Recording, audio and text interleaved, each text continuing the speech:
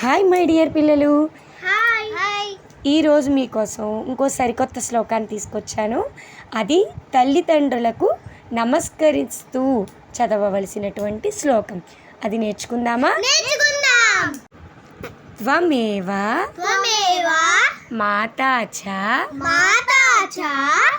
పితా త్వమేవ బంధుశ్చ సఖా త్వమేవ త్వమేవ విద్యా ద్రవిణం త్వమేవ సర్వం మమ దేవదేవా.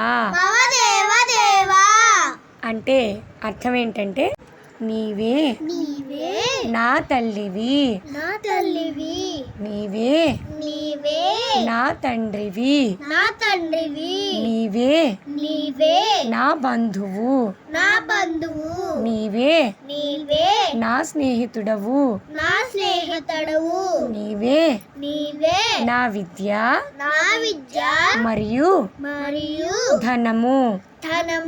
ఓ దేవదేవా, నీవే నా సర్వస్వం. అర్థమైందా పిల్లలు? అర్థమైంది. మనకి అన్ని సర్వస్వం ఎవరు? తల్లి తండ్రి.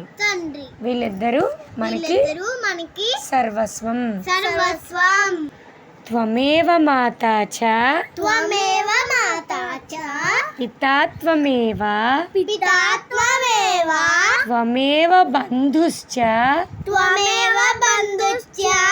సఖా త్వమేవ